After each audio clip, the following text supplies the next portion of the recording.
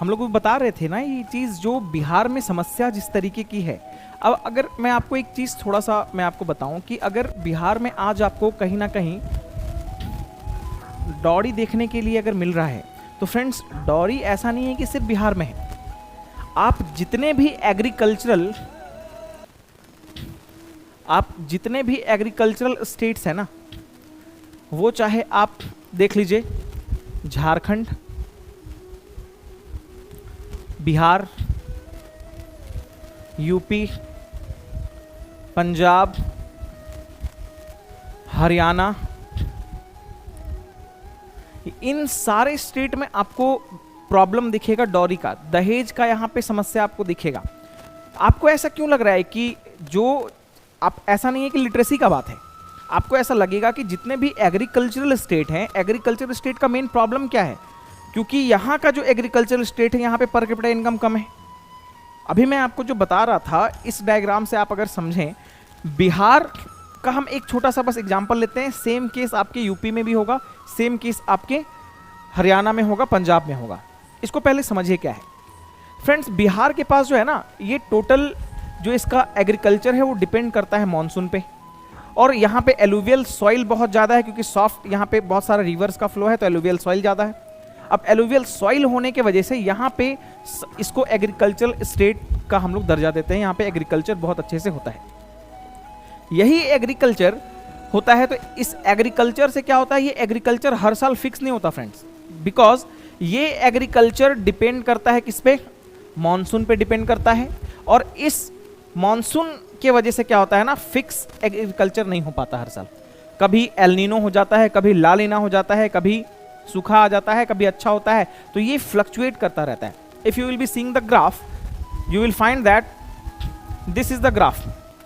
कभी बहुत ज़्यादा हाई हो गया, कभी अचानक से बहुत ज़्यादा लो हो गया, फिर हाई हुआ, फिर प्रोडक्शन अचानक से गिरने लगेगा, है ना। तो ये मॉनसून का रीजन। यहाँ पे बहुत सारा कैनाल तो नहीं है ना, कैनाल इरिगेशन सिस्टम हम लोग बहुत ज़्यादा यूज़ नहीं कर पा रहे क्योंकि यहाँ पे रिवर जो है सॉफ्ट मिट्टी में बहती है, तो there is a problem of changing course of the river.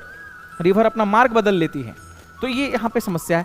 तो यहाँ पे एग्रीकल्चर में किसान जो है ना, ज़्यादातर लोग, more than 70% of the people are directly और indirectly indulge in the agricultural practices, उससे इफेक्ट होते हैं।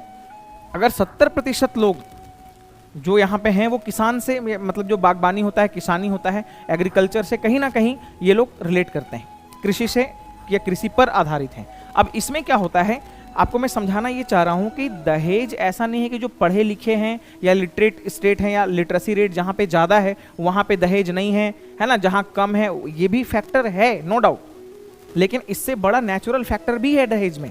आपको मैं वही समझाना चाह रहा हूँ। यहाँ पे एग्रीकल्चरल इनकम, अगर एग्रीकल्चर अगर फिक्स नहीं है, हर साल अगर मानसून पे डिपेंड हो रहा है, तो मानसून की वजह से हर साल फ्लक्चुएशन हो रहा है, तो there is no fix production. अगर फिक्स प्रोडक्शन वहाँ पे नहीं है तो इसका मतलब यहाँ के जो लोग, जो 70% लोग जो कृषि पे आधारित हैं, उनका इनकम फिक्स होगा क्या? उनका कभी भी इनकम फिक्स हो पाएगा?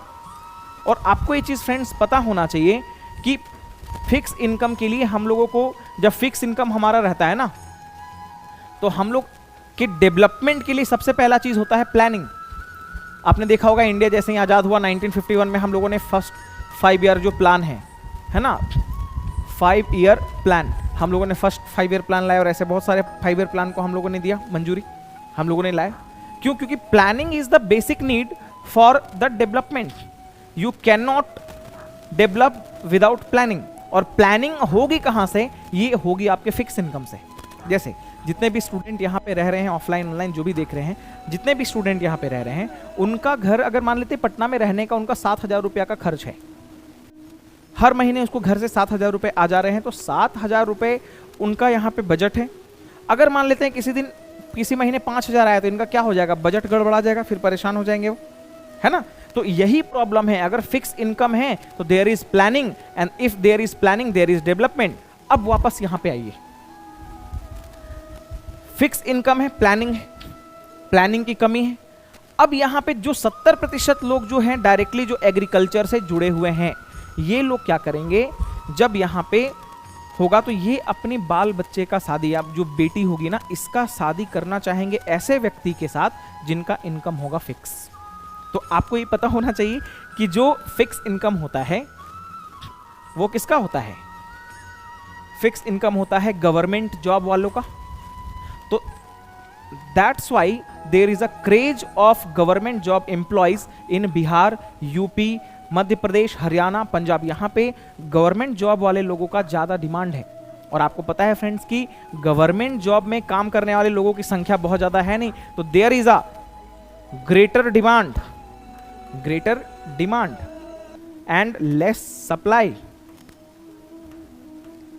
जब डिमांड ज़्यादा हो, सप्लाई कम हो, तो यहाँ से दिक्कत होती है किस चीज़ का? इन्फ्लेशन का। तो इसीलिए मैं बोलता हूँ आपको, बिहार में दहेज प्रथा साक्षरता का एक आधार हो सकता है कि लोगों के पास साक्षरता कम है, यहाँ पे रिसोर्स कम है, इसीलिए हो सकता है। लेकिन नेचर और क्लाइमेट का और ज्योग्राफिकल फैक्टर का भी बहुत बड़ा योगदान है इसमें। यहाँ के जो भी 70% 80% लोग जो एग्रीकल्चर में आधारित हैं, उनका पूरा का पूरा जीवन शैली उस पर डिपेंड करता है।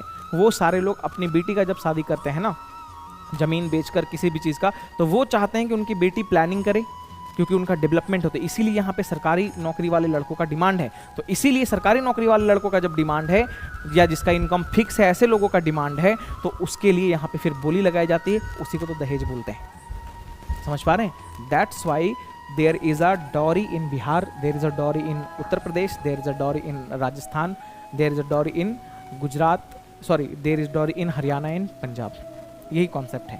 तो ज्योग्राफिकल फैक्टर भी इन सब चीज़ों के लिए बहुत ज़्यादा मतलब रूपरेखा तैयार करता है। ऐसा नहीं कि सिर्फ साक्षरता या इकोनॉमिक प्रॉब्लम की वजह से यहाँ पे दहेज प्रथा है।